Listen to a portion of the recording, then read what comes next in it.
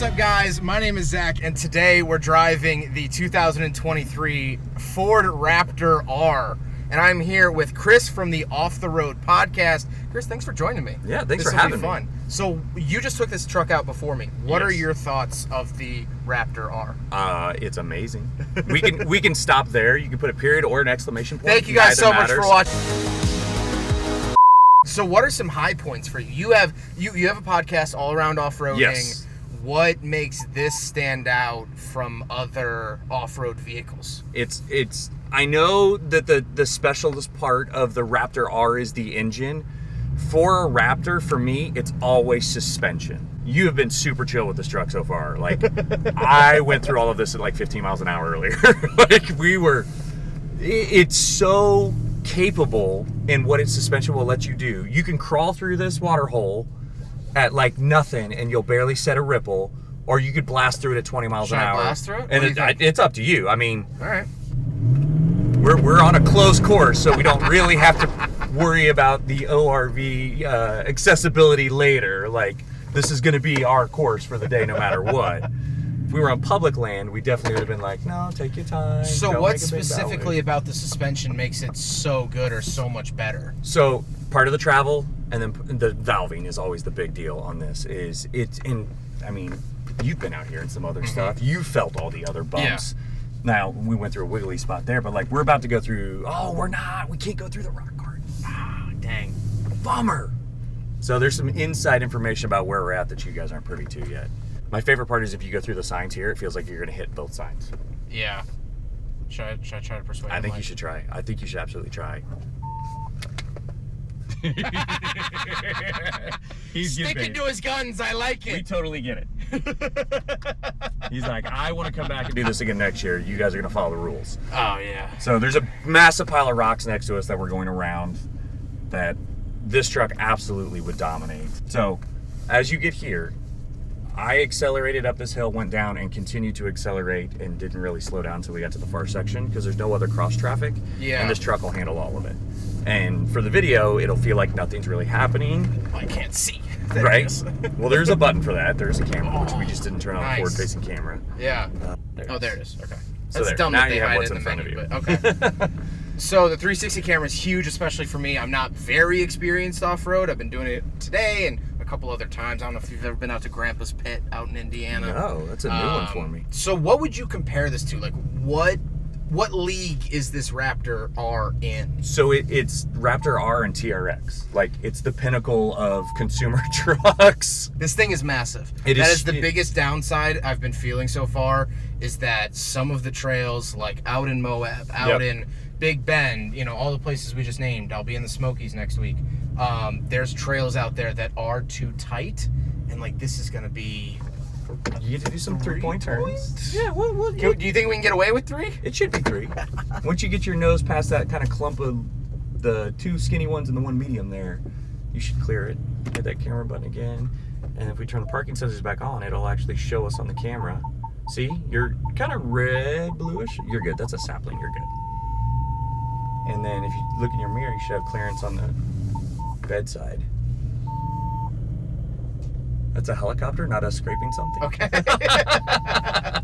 That's okay. We're just under attack. That's exactly. Have you taken the TRX off-road? So I've driven the TRX at the event here, God, what was that, like a year and a half ago. Okay.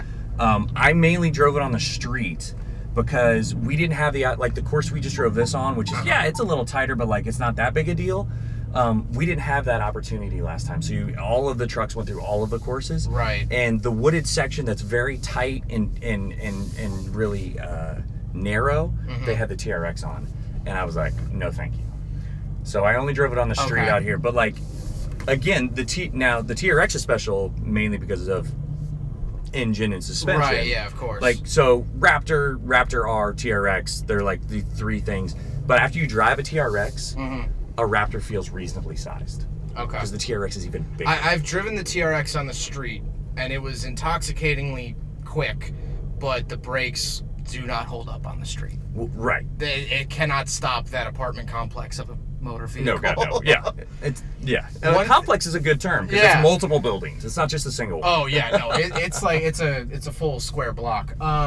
The one thing I do want to note that I didn't realize until now, the red line on the steering wheel is very helpful for out of the corner of your eye. Yeah. Because I've always driven Fords with the red on the steering wheel, and I'm like, I know when the steering wheel's up and down. But right now I'm focusing on not hitting a tree. Exactly. And so out of the corner of my eye, I'm like, okay, now it's upright. All of a sudden in off-road situations, it's super handy. Man, would you think that the people actually knew what they were doing when they built this thing? I mean, they have had plenty of time to refine a Raptor. What, we started in like 08. What's your consensus? Is this for the price tag? I don't know what the price tag is. I think it's in the glove box. It is. It's up there. We are looking at a very reasonable, and it's not on here. Total MSRP is blank. Hey guys, this thing's free. I don't know if you knew that, but I think they're like 90. Okay, I'll throw whatever the 90 to website 100 build thing allows me to do. And it's really similar to the TRX. That's the chunk. Yeah. Well, no, it's actually over here on this tiny one to the right. See the edge of that? Yeah. Sorry, we're talking about trees that people have hit earlier in the day that wasn't us. Definitely wasn't us. Slightly judging others right now. Let's say it wasn't us when we're not next to the trees. Yeah, just stay. So, like, there's nothing solid until you get to the wall, which you can see the top of. So I just just toss it one more time. I don't blame you going a little conservative. They're not our vehicles. Again, this thing is so threading the needle. With your off-road experience and all the vehicles, Jeeps, Broncos, is this worth that money? But see, I think everything's overpriced. So like, but like based on the current market, if so the difference for me in this is the TRX has a supercharger whine forever. It's so good. Have you heard the supercharger yet? I have not. See, I'm a little bit older. Okay. I would prefer not hearing my supercharger. Interesting. I'm still a child, so I'm like, I want to hear it every second. Exactly. I said in my TRX review, I'm like, if I could plug my headphones into the supercharger and just that's all I could hear, that would be great. And for me, I'm like, I don't want to like. This does feel more adult. Yeah. And I feel like pulling up in a Raptor, there's not going to be that stigma of like the TRX is so obscene. You can't even fit in a single spot. You take multiple spots. Yeah. A Raptor still almost fits in a spot. After today, I don't know. This thing is big. Well, but we don't have the TRX.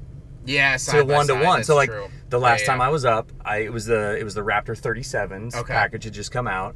And I was able to hop between both of them in the same, like within 15 minutes of each other. Okay. And and that was still the EcoBoost Raptor. So obviously the exhaust noise is not ideal. Where this is a supercharged V8 and sounds amazing. Yeah. Thank you guys so much for watching. Chris, where can they find you? offtheroadagainpodcast.com. That'll all be found in the description below. I'll have a link to it at the end as well, one of his most recent episodes. Thank you, because I'm not a big off-road guy. This was a huge help. So thank you for coming out, and I look forward to working together again. Thank you, Zach. Thanks for having me on.